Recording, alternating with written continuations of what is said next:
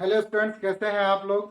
जैसा कि पहले वीडियो में हम लोग देख चुके हैं। नियंत्रण एवं समन्वय तक का वीडियो बन चुका है और आप लोगों को बहुत सारा कमेंट्स मिला है। और उसमें बहुत सारे लोगों ने आप लोगों ने डिमांड किया है कि सर फिजिक्स का भी बनाया जाए। तो आज ये वीडियो हम बना रहे हैं आप ही लोगों के डिमांड पर, फिजिक्स के लिए। तो इस वीडियो को देखना मत भूलिए और इसको सब्सक्राइब, लाइक और शेयर करते रहिए। तो चलिए, आज जिस टॉपिक को हम लोग कवर करने जा रहे हैं, फिजिक्स क्वेश्चन का, फिजिक्स चैप्टर का, फिजिक्स सब्जेक्ट का पहला पहला चैप्टर उसका फिजिक्स का है आपके सामने। ये है प्रकाश के प्रवर्तन और अपवर्तन। ठीक है, तो इसको आज हम लोग कवर करेंगे और दूसरे दूसरे चैप्टर को कल देखेंगे। और हो सकता है कि आपके लिए हम केमिस्ट्री का भी आज ही अपलोड करें, नहीं तो कल जरूर हम कर देंगे। चलते हैं अपने चैप्टर की तरफ, प्रकाश के प्रवर्तन और अपवर्तन। जिसमें पहला सवाल है, पहला प्रश्न आपके सामने, लेंस की क्षमता का एसआई मात्रक होता है। तो हम सब लोग जानते हैं कि एसआई मात्रक जो होता है लेंस के क्षमता की, वो डायोप्टर होता है। चलिए दूसरा प्रश्न आपका, गोलीय दर्पण का वक्रता केंद्र को किस अक्ष से निरूपित किया जाता है? तो इसको सी से निरूपित किया जाता है। तो इसका सही उत्तर हो जाएगा ऑप्शन नंबर ए, यानी कि सी। चलिए अगले प्रश्न की तरफ हम लोग चलते हैं। अवतल लेंस का आवर्धन किसके बराबर होता है? तो हम लोग जानते हैं कि उसको v बाई यू के रूप में मापा जाता है। तो इसका सही आंसर हो जाएगा option number D, v by you.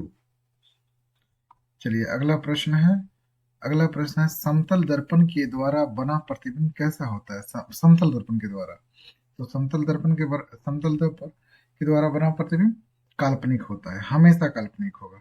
ठीक है, तो इसका सही उत्तर हो जाएगा ऑप्शन नंबर बी।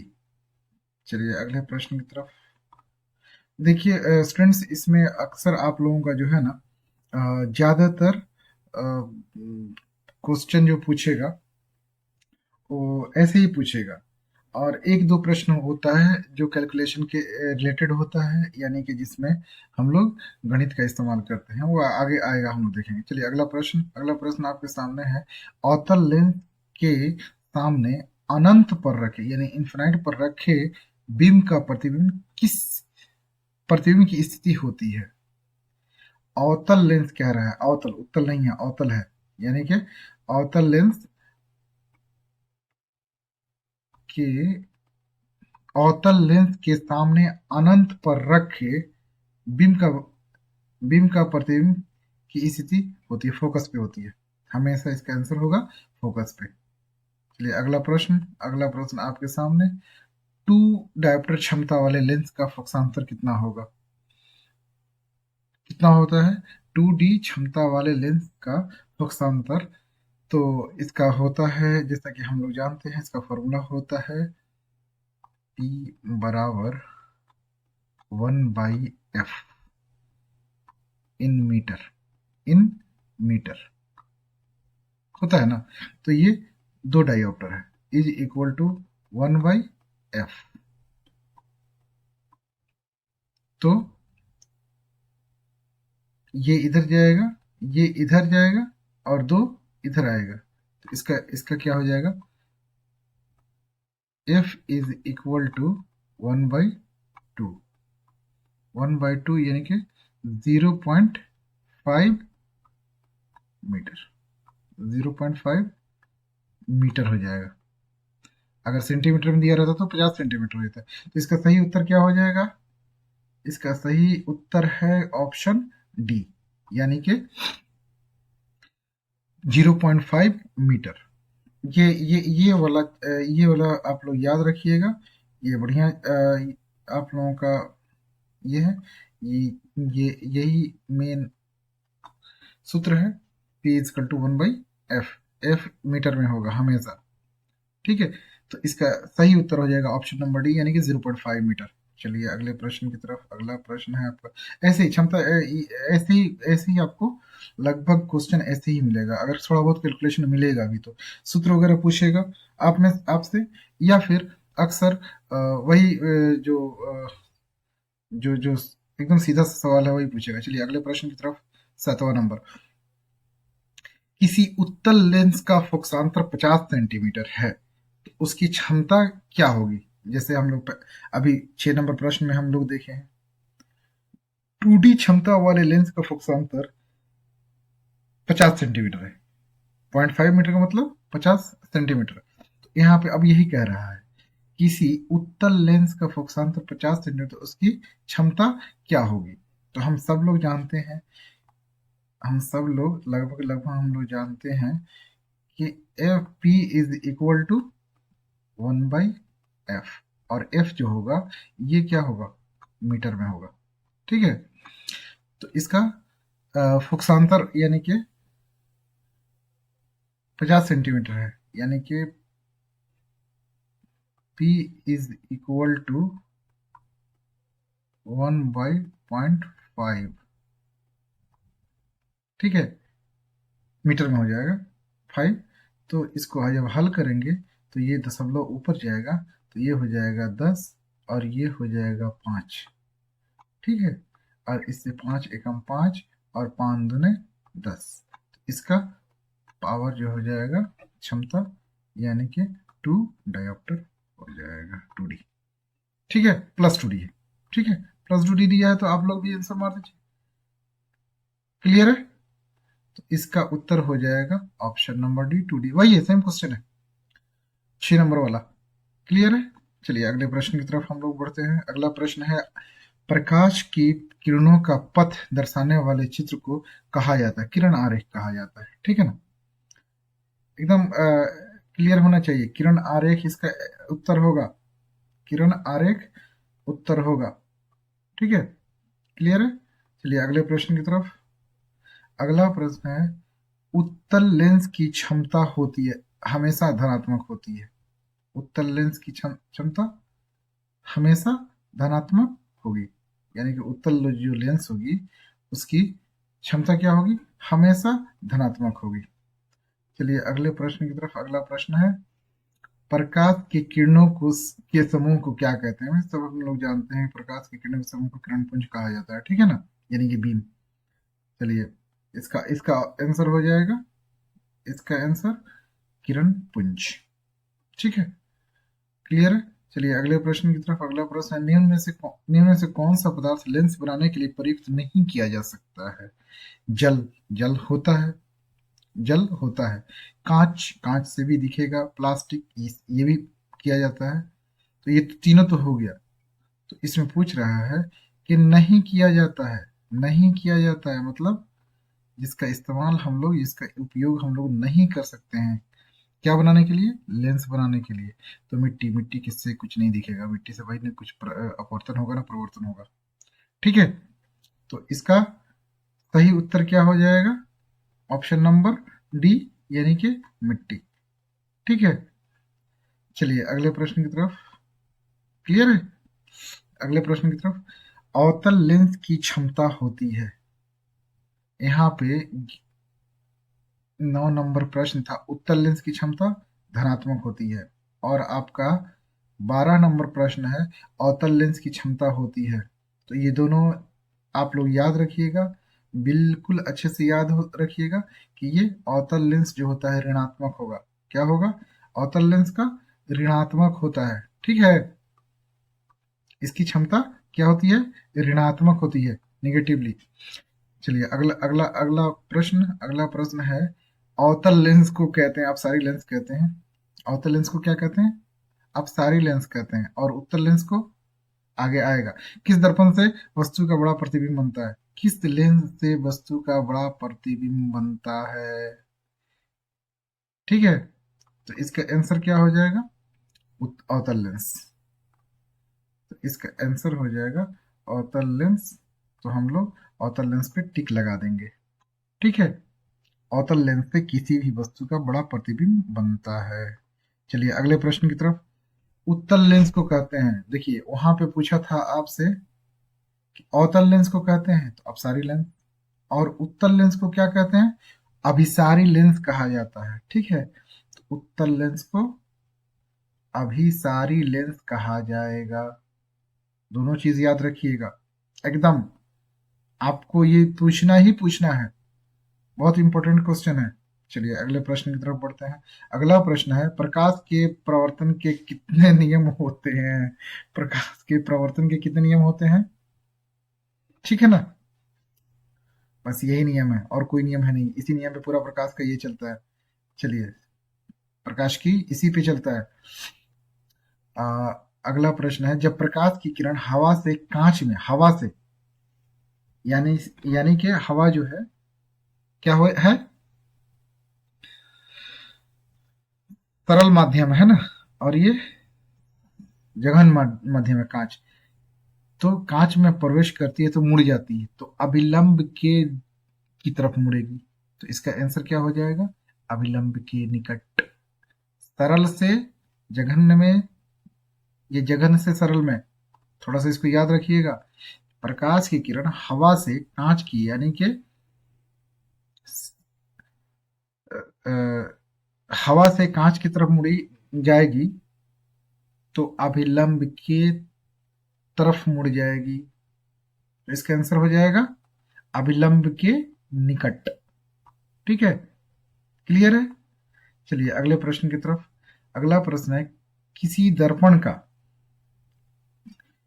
किसी दर्पण से हमें वस्तु हमेशा छोटा प्रतिबिंब, किसी दर्पण से हमेशा वस्तु से छोटा प्रतिबिंब प्राप्त होता है। प्रतिबिंब है, प्रतिबिंब, ठीक है ना, प्रतिबिंब में प्राप्त होता है, तो उत्तल दर्पण से होता है। इसका सही आंसर हो जाएगा उत्तल दर्पण, है ना। अगर कोई कोई वस्तु है और उसका प्रतिबिंब बन रहा है और उस वस्तु की ओरिजिनल साइज से छोटा बनेगा, तो समझ जाइए कि वो कौन सा दर्पण है, वो हमेशा उत्तल दर्पण होगा। ठीक है, चलिए अगले प्रश्न की तरफ। साइड मिरर के रूप में प्रयुक्त होता है, उत्तल दर्पण ही होता है। ठीक है, उत्तल दर्पण इसका सही उत्तर होगा। चलिए, हमेशा साइड मिरर के रूप में जो हम लोग गाड़ी चलाते हैं, उस गाड़ी चलाने में जो साइड मिरर हम लोगों को होता है और जो पीछे से आने वाली चीजों को हम लोग देखते हैं, तो वो कौन सा मिरर होता है, कौन सा ये होता लेंस होता है, तो उत्तल दर्पण ही होगा। ठीक है, क्लियर है। चलिए, कार में जैसे कि कार में, बस में और बाइक में, ये सब में वही होता है। अगले प्रश्न की तरफ, 20वां नंबर प्रश्न, फोटोग्राफी कैमरा का अभिदृश्यक होता है। अभिदृश्यक क्या होगा, उत्तल लेंस ही होता है। ठीक है, अभिसारी, सॉरी, फोटोग्राफी, फोटोग्राफी कैमरे का अभिदृश्यक होता है कौन सा, उत्तल लेंस, उत्तल दर्पण। ठीक है, तो इसका एक आंसर हो जाएगा ऑप्शन नंबर ए। चलिए अगला प्रश्न, निर्गत किरणें एवं अभिलंब के बीच बना कोण निर्गत कोण कहलाता है। ठीक है, निर्गत किरण और अभिलंब के बीच बना कोण को निर्गत कोण कहते हैं। एकदम क्लियर है, कोई झंझट नहीं है इसमें, कोई डाउट नहीं होनी चाहिए, बिल्कुल क्लियर है। ठीक है, चलिए अगला प्रश्न। अगला प्रश्न आपके स्क्रीन पर, एक अवतल दर्पण की फोकस दूरी 10 सेंटीमीटर है, तो उसकी वक्रता त्रिज्या क्या होगी? बहुत ही इंपॉर्टेंट क्वेश्चन, एकदम दोगुनी हो जाएगी। क्या हो जाएगी, दोगुनी हो जाएगी, हम सब लोग जानते हैं। फोकस दूरी 10 सेंटीमीटर है, ठीक है, तो उसकी वक्रता त्रिज्या क्या होगी? चलिए हम लोग अगले प्रश्न में देखेंगे कि इसका ये होगा, तो इसका सही आंसर हो जाएगा ऑप्शन डी, बी, 20 सेंटीमीटर। ठीक है, चलिए अगले प्रश्न की तरफ। अगला प्रश्न है, किस लेंस के द्वारा सिर्फ काल्पनिक प्रतिबिंब बनता है? अवतल के द्वारा, हमेशा अवतल लेंस के द्वारा काल्पनिक प्रतिबिंब बनता है, हमेशा याद रखना मेरे प्यारे स्टूडेंट्स। काल्पनिक क्या होता है, काल्पनिक प्रतिबिंब बनेगा, किसके द्वारा? हमेशा उत्तल के द्वारा, अवतल के द्वारा, सॉरी अवतल के द्वारा। ठीक है, चलिए अगले प्रश्न की तरफ। अगला प्रश्न है, सरल सूक्ष्मदर्शी में किसका प्रयोग होता है? उत्तल लेंस का होता है। सरल सूक्ष्मदर्शी, सरल सूक्ष्म में उत्तल लेंस का प्रयोग होता है। ठीक है, क्लियर है? सरल सूक्ष्मदर्शी में हमेशा हमेशा उत्तल लेंस का प्रयोग होगा, हमेशा। चलिए अगला प्रश्न है, काल्पनिक प्रतिबिंब होता है, तो काल्पनिक प्रतिबिंब कैसा होगा? काल्पनिक प्रतिबिंब हमेशा सीधा ही खड़ा रहेगा। चलिए अगला प्रश्न है आपके सामने। अगला प्रश्न परावर्तन के नियम से निर्धारित होता है। आपतन कोण बराबर विचलन कोण, आप परावर्तन कोण बराबर अपवर्तन कोण, अपवर्तन कोण बराबर परावर्तन कोण, आपतन कोण, सॉरी अपवर्तन नहीं है। तो देखिए अपवर्तन और परावर्तन कोण दोनों बराबर होना चाहिए परावर्तन के नियम से, यही बात निकल के सामने आती है। यानी कि अपवर्तन कोण होगा या प्रवर्तन कोण होगा, दोनों बराबर होंगे। तो इसका सही उत्तर हो जाएगा ऑप्शन नंबर बी, परावर्तन कोण बराबर अपवर्तन कोण या अपवर्तन कोण बराबर परावर्तन कोण। अगर इसको उलट के भी दे देगा, इसको दे देगा इधर और इसको दे देगा इधर, तब भी वही आंसर होगा। ठीक है, उलट पलट के देगा तो ये क्लियर होना चाहिए। चलिए अगले प्रश्न की तरफ। अगला प्रश्न है, सर्च लाइट का परावर्तक सतह होता है। सर्च लाइट का परावर्तक सतह दूर भेजने के लिए यूज किया जाता है ना, सर्च करने के लिए। तो जाहिर सी बात है अवतल ही होगा, अवतल होगा, दूर भेजना होता है सर्च लाइट। चलिए अगला प्रश्न, लेंस में मुख्य फोकस की संख्या क्या होती है? 2 होगी। क्या होगी? 2 होगी। इसका ऑप्शन सही है बी। चलिए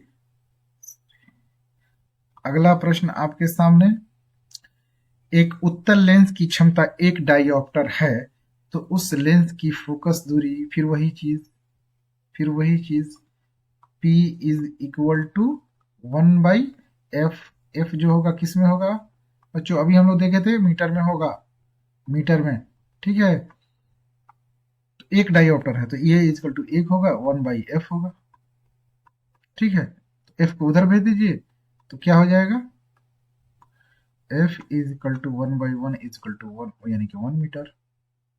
1 मीटर यानी प्लस है, plus 1 metre is equal to 100 centimetre, sorry ये नहीं,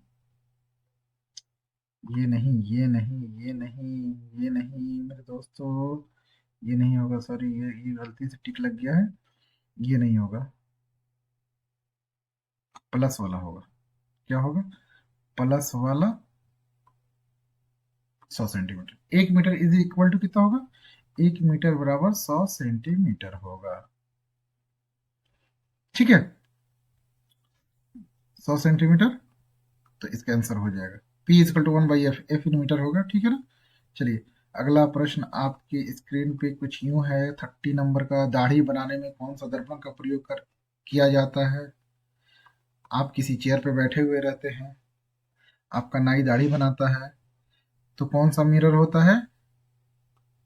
अवतल। ठीक है, चलिए क्लियर होना चाहिए, अवतल दर्पण का उपयोग होता है दाढ़ी बनाने में। चलिए अगला प्रश्न, प्रकाश के अपवर्तन के कितने नियम होते हैं? भाई 2 ही होते हैं, अभी हम लोग देखें ना, 2 ही होते हैं। चलिए अगला प्रश्न आपके सामने, किसी गोलीय दर्पण तथा किसी पतले गोलीय लेंस दोनों की फोकस दूरी 15 सेंटीमीटर है। किसी गोलीय दर्पण तथा किसी पतले गोलीय लेंस की फोकस दूरी 15 सेंटीमीटर है, तो दर्पण तथा लेंस संभवतः हैं, दोनों अवतल ही होंगे। ठीक है ना, दोनों अवतल ही होंगे, ये थोड़ा सा आपको समझना पड़ेगा। ठीक है, तो ये थोड़ा सा समझना होगा।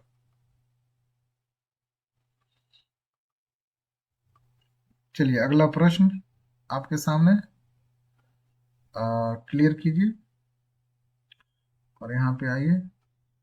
दाढ़ी वाला हो गया, ठीक है ना। तो ये दोनों अवतल होंगे।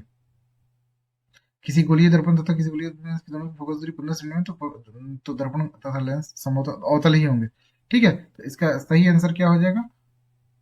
अवतल, ठीक है। चलिए अगला प्रश्न है, एक उत्तल लेंस होता है। उत्तल लेंस क्या होता है? उत्तल लेंस क्या होता है? किनारों की अपेक्षा बीच में मोटा होता है, ठीक है। गड़बड़ हो गया। किनारों की अपेक्षा बीच में मोटा होता है, ठीक है ना। इसी को उत्तल लेंस कहा जाता है। चलिए अगला अगला प्रश्न आपके सामने, आप लोग सब लोग जानते हैं, किसी माध्यम की अपवर्तनांक यानी म्यू का मान क्या होता है? Sine I by sine R होता है। Sine I by sine R होता है। तो इसका सही आंसर है पहला, sine A, sine I by sine R, ठीक है। Sine I by sine R, I R. चलिए अगला प्रश्न, गोलीय दर्पण में फोकसांतर एवं वक्र त्रिज्या, देखिए यही यही हम बोल रहे थे, आर बराबर 2f होता है। हम लोग वहां पे देखे थे कि आर जो है वो फोकस की दुगुनी होती है, ठीक है। चलिए ये थोड़ा सा ग्राफिक्स में हम समझा भी दिए हैं, आप लोगों को बता भी दिए हैं। क्योंकि गोलीय दर्पण की वक्रता त्रिज्या आर दोगुनी होती है फोकस की, ठीक है ना। तो are is equal to 2f होगा, इसको देख लीजिएगा। और जैसे कि आप लोग पढ़ चुके हैं तो सब जानते ही होंगे। अवतल दर्पण के ध्रुव और मुख्य फोकस के बीच रखे बिंब का प्रतिबिंब प्रकृति होती है, मतलब कि कैसी दिखती है? आभासी और सीधी। अवतल दर्पण के ध्रुव और मुख्य फोकस के बीच रखे बिंब का प्रतिबिंब कैसा होगा? तो आभासी होगा, और क्या होगा? सीधा होगा। इसको थोड़ा सा समझ करके, यहाँ पे अक्सर बच्चे मार देते हैं गलत आंसर, आभासी और सीधा, ठीक है। चलिए अगला प्रश्न की तरफ। अगला प्रश्न है, उत्तल लेंस में बना प्रतिबिंब कैसा होता है? देखिए वहां पे पूछ रहा था अवतल दर्पण, और इसमें उत्तल दर्पण में बना प्रतिबिंब कैसा होता है? वास्तविक होता है और उल्टा होता है। ये दोनों प्रश्न आपके सामने, वास्तविक और उल्टा, इसका सही आंसर हो जाएगा उत्तल लेंस और अवतल लेंस दोनों में। आप लोग ये बहुत इंपॉर्टेंट क्वेश्चन है आप लोगों के लिए, इसको ध्यान में, उत्तल लेंस और अवतल लेंस, ठीक है। चलिए अगला प्रश्न, सोलर कुकर में प्रयोग किया जाता है। सोलर कुकर में प्रयोग किया जाता है तो अवतल दर्पण का प्रयोग किया जाता है। चलिए अगला प्रश्न, उत्तल लेंस में जब बिंब f और 2f के बीच रखा जाता है तब बना प्रतिबिंब क्या प्रतिबिंब होता है? क्या होगा? उत्तल लेंस में जब बिंब f और 2f के बीच रखा जाता है तब बना प्रतिबिंब क्या होगा? बड़ा होगा, और क्या होगा? वास्तविक होगा। उत्तल लेंस है ये, हम यहाँ पे बताए हैं उत्तल लेंस है। उत्तल लेंस में क्या बनेगा? उत्तल लेंस में प्रतिबिंब कैसा बनता है? वास्तविक होता है, ठीक है ना। वही प्रश्न पूछ रहा है, उत्तल लेंस में तो f और 2f के बीच रखा जाता है तो बड़ा बनता है, और कौन सा ये लेंस है? उत्तल लेंस है, तो क्या होगा? वास्तविक होगा, ठीक है। तो इसका बड़ा और वास्तविक यानी कि ऑप्शन नंबर ए इसका सही आंसर हो जाएगा। क्लियर है? चलिए अगले प्रश्न की तरफ। अगला प्रश्न है, अवतल दर्पण के मुख्य फोकस पर रखे प्रतिबिंब की स्थिति कहाँ हो? अनंत पर होगी। अवतल दर्पण के मुख्य फोकस पर रखे बिंब का प्रतिबिंब कहाँ पर बनेगी? कहाँ पे? अवतल दर्पण है, अवतल दर्पण है, उसके फोकस पर रखे कोई बीम है, उसका प्रतिबिंब कहाँ बनेगा? तो अनंत पर बनेगा। ये थोड़ा सा बहुत इंपॉर्टेंट क्वेश्चन है आप लोगों के लिए, बहुत इंपॉर्टेंट क्वेश्चन, ये 40 नंबर, ठीक है। ये मोस्ट वीवीआई क्वेश्चन है और हमेशा पूछता ही रहता है। अवतल दर्पण के मुख्य यानी कि पूछेगा कि इसमें किसी, जैसे आप लोगों को घुमा फिरा के दूसरा क्वेश्चन पूछ देगा कि किसी बीम को फोकस पे रखा जाता है तो उसका प्रतिबिंब अनंत पर बनता है, ये किस दर्पण में होता है? तो हमेशा याद रखना मेरे दोस्त, अवतल दर्पण में ही होगा। ठीक है, तो इसका सही सही उत्तर क्या हो जाएगा? अनंत पर, इस अवतल दर्पण में। ठीक है, चलिए अगले प्रश्न की तरफ। उत्तल लेंस का प्रकाशिक केंद्र और मुख्य फोकस के बीच रखे बीम का प्रतिबिंब की प्रकृति आभासी और सीधी होती है। उत्तल लेंस है, आभासी एवं सीधी होती है। ठीक है, मोटे लेंस की आवर्धन क्षमता होती है। मोटा लेंस होगा जाहिर सी बात है अधिक होगी, पतला लेंस होगा कम होगा। मोटे लेंस की आवर्धन क्षमता हमेशा अधिक होती है, तो इसका उत्तर हो जाएगा बी। चलिए अगला अगला प्रश्न। अच्छा, अगर पतला लेंस पूछेगा तो उसका कम हो जाएगा। चलिए, प्रकाश का वेग न्यूनतम होता है किसमें? प्रकाश का वेग किसमें न्यूनतम होता है? तो ठोस में होता है। ये एक महत्वपूर्ण क्वेश्चन है कि ठोस जो भी चीज होगा उसमें प्रकाश का वेग क्या होगा? बहुत धीमा हो जाएगा, धीरे धीरे हो जाएगा उसका वेग। ठीक है, तो ये निर्वात ये नहीं होगा, जल ये भी नहीं होगा, वायु ये भी नहीं है, कांच, हाँ यही ठोस है। तो ठोस, इसका मतलब सही उत्तर क्या होगा? कांच में। चलिए अगला प्रश्न। पतले लेंस की आवर्धन क्षमता, तो मोटे की जब ज्यादा होगी तो पतले की जाहिर सी बात है क्या हो जाएगी? जाहिर सी बात है कम हो जाएगी। चलिए अगला प्रश्न 44 नंबर का क्या हो जाएगा आंसर? कम। पतले लेंस की आवर्धन क्षमता हमेशा कम होती है। चलिए अगला प्रश्न। दंत विशेषज्ञ मरीजों के दांतों का बड़ा प्रतिबिंब देखने के लिए किस दर्पण का इस्तेमाल करते हैं? अवतल दर्पण का। ठीक है ना, हमेशा अवतल दर्पण का उपयोग करते हैं वो लोग। चलिए अगला प्रश्न। निर्वात में प्रकाश की चाल क्या होती है? 3 गुना 10⁸ मीटर पर सेकेंड। ये हम लोग बचपन से जानते आए हैं, मतलब जब से पढ़ रहे हैं तब से। चलिए अगला प्रश्न है आपके सामने। निम्नलिखित में कौन सा दर्पण का सूत्र है? बहुत इंपॉर्टेंट सूत्र है। इसका सूत्र होता है 1/f is equal to 1/v plus 1/u।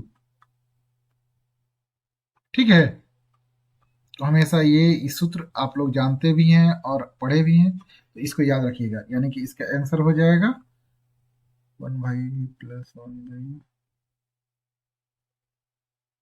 ये पहला पहला वाला ही हो जाएगा। ठीक है, चलिए, हाँ यहाँ पे दिया है पहला वाला। चलिए अगला प्रश्न आपके सामने।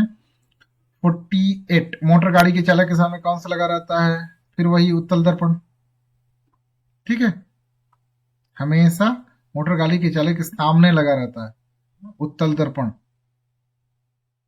चलिए, उत्तल दर्पण होता है पीछे की चीजों को देखने के लिए।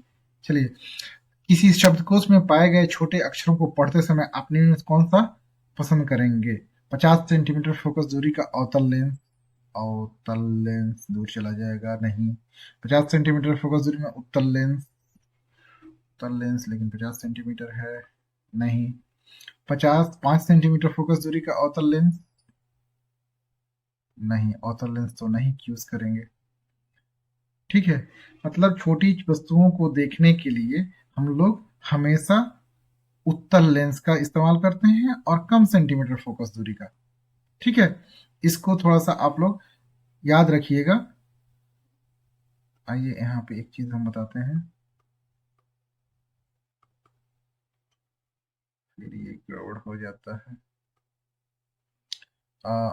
कह रहा है किसी शब्दकोश में, यानी कि शब्दकोश होता है वो बहुत छोटा छोटा होता है, छोटा छोटा होता है, उसको हम लोग नहीं पढ़ पाते हैं। तो हम लोग क्या करते हैं, किसी लेंस का सहारा लेते हैं, शब्दकोश में लेंस का सहारा लेते हैं और उस छोटे छोटे अक्षरों को पढ़ते हैं। तो हमेशा हम लोग क्या करेंगे कि उत्तल लेंस ही लेंगे, जहां भी लेंगे उत्तल लेंस लेंगे। तो एक जगह उत्तल लेंस है, दूसरी जगह, लेकिन उसकी जो फोकस दूरी होती है वो कम होनी चाहिए।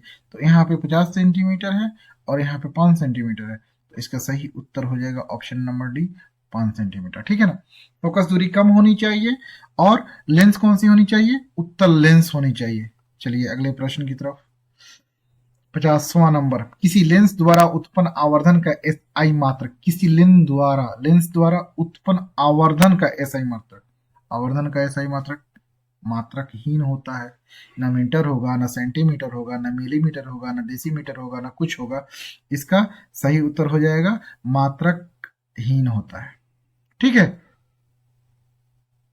चलिए अगला प्रश्न आपके सामने, आपके स्क्रीन पर 51 नंबर, गोलीय दर्पण का परावर्तक पृष्ठ के केंद्र को दर्पण कहा जाता है। गोलीय दर्पण के परावर्तक पृष्ठ के केंद्र को दर्पण का कहा जाता है क्या? गोलीय दर्पण के परावर्तक पृष्ठ के केंद्र को दर्पण का क्या कहा जाता है? ध्रुव कहा जाता है। इसका उत्तर हो जाएगा ध्रुव। ठीक है, चलिए अगला प्रश्न आपके सामने, दो वर्कीय पृष्ठों से घिरे ठोस माध्यम को कहते हैं? दो वर्कीय पृष्ठों से घिरे ठोस माध्यम को क्या कहते हैं? गोलीय लेंस कहते हैं। ठीक है ना, चलिए गोलीय दर्पण या गोलीय लेंस कहते हैं, गोलीय लेंस कहते हैं। उत्तर हो जाएगा डी, दर्पण नहीं होगा, लेंस होगा। ठीक है, दो वक्रीय पृष्ठों से घिरे ठोस माध्यम को लेंस कहते हैं। ठीक है, चलिए सही बात है।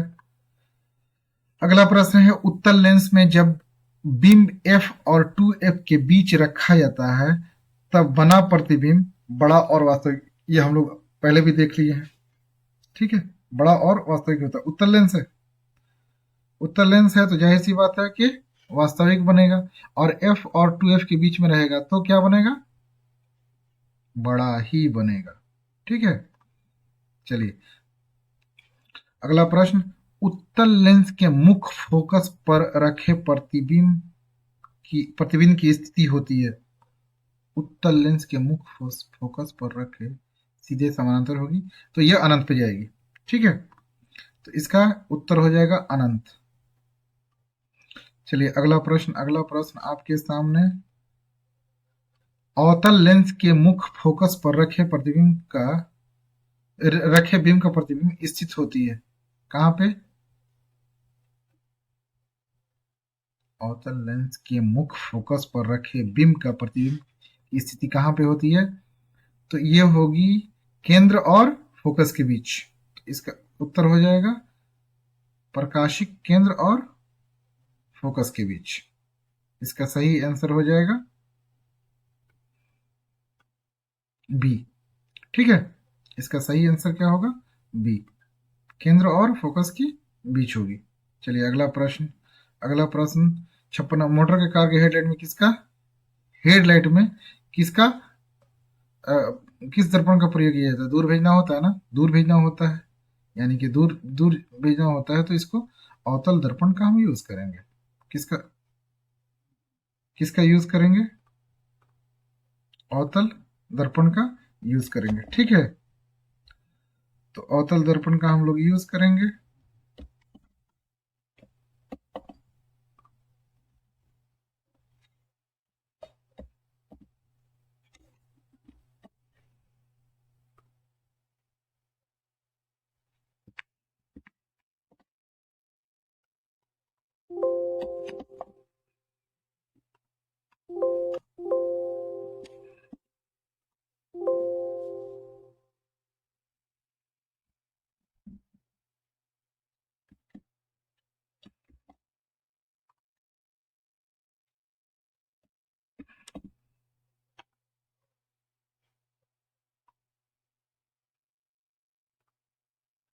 अवतल दर्पण का हम लोग यूज करेंगे। ठीक है, चलिए अगला प्रश्न आपके सामने है।